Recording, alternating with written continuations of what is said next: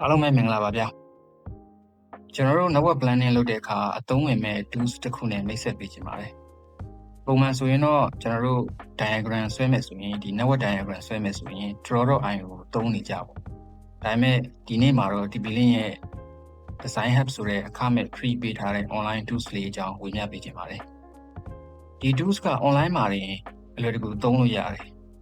သူ့ထဲမှာပါတဲ့လုပ်ဆောင်ချက်တွေကလည်းတော်တော်လေးကိုမိုက်တယ်နောက်ပြီးတော့နောက်ဆုံးပေါ် trend ဖြစ်နေတဲ့ AI နည်းပညာတွေပါထည့်ပေးထားတာဖြစ်တဲ့အတွက်ကြောင့်မလို့ design လုပ်ရတာပိုပြီးတော့မှအထောက်အကူဖြစ်စေတယ်ပေါ့နော်ပိုလွယ်တယ်ပိုပြီးတော့မှမြင်တယ်အထူးသဖြင့်ကတော့ network engineer တွေနဲ့ system integrator တွေအတွက်ဆိုရင်ဒီ design hub ကတကယ်ကိုမဖြစ်မနေအသုံးပြုသင့်တဲ့ tools ဖြစ်ပါတယ်ကိုယ့်ရဲ့ project တွေအတွက်ဒီ network design ကိုအချိန်ခဏလေးအတွင်းမှာပဲအဆင့်နှစ်ဖြစ်အောင်ဆွဲနိုင်တယ်နောက်ပြီးတော့ဆွဲထားတဲ့ဒီ design တွေကိုလည်းကျွန်တော်တို့က client စီကို proposal တင်ဖို့အတွက်ပါတခါတည်းဒီထဲမှာ one click documentation direct export ထုတ်နိုင်တဲ့အထိလုပ်လို့ရတယ်ပေါ့နော်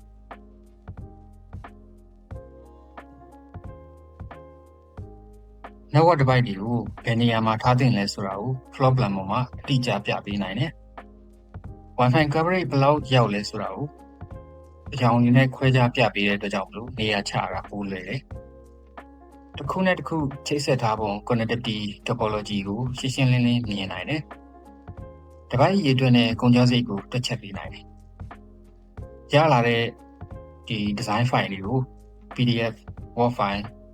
ဒါမှမဟုတ် Excel file အနေနဲ့အလွယ်တကူ export ထုတ်နိုင်ပါတယ်။ design hub သုံးဖို့အတွက်ဆိုရင်ပထမတစ်ခုကတော့ TP-Link ID ရှိဖို့လိုတယ်။ကဲမရှိသေးဘူးဆိုလို့ရှိရင် sign up လုပ်ရမယ့် link ကို video ရဲ့ description မှာထည့်ပေးထားပါတယ်။နောက်တစ်ခုကတော့ floor plan အတွက်ကတော့ file မျိုးစားတွေ support လုပ်တဲ့ file မျိုးစားတွေကတော့ဒီထဲမှာတွေ့ရတဲ့အတိုင်းပဲ။အများဆုံး file size အရွယ်အစားကတော့30 MB ပဲဖြစ်တာပါပဲ။အခုမြင်နေရတာတွေကဒါ design hub သုံးဖို့အတွက်အဓိကလိုအပ်တဲ့အဆင့်တွေပဲဖြစ်ပါတယ်။ဒီမှာအဆုံးအနေနဲ့ project တစ်ခုစောက်ရပါမယ်။ပြီးရင်အဆောက်အုံရဲ့ floor plan ကို upload တင်ပေးရမယ်။ပြီးမှ floor တစ်ခုထပ်ဖန်တီးပြီး scale အတိုင်းအတာသတ်မှတ်ပေးရပါမယ်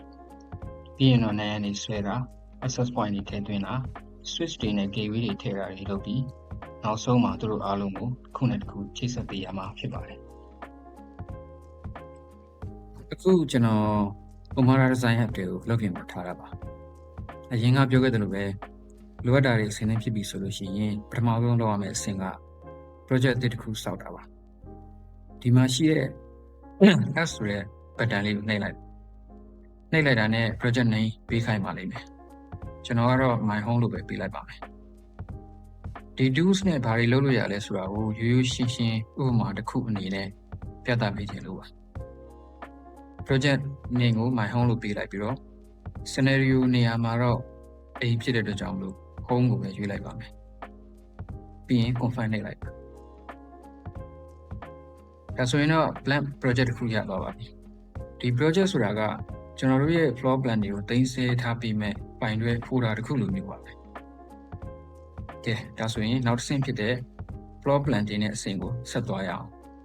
ကျွန်တော်အခု floor plan file တစ်ခုကိုရွေးပြီးတော့မှ upload တင်လိုက်ပါမယ်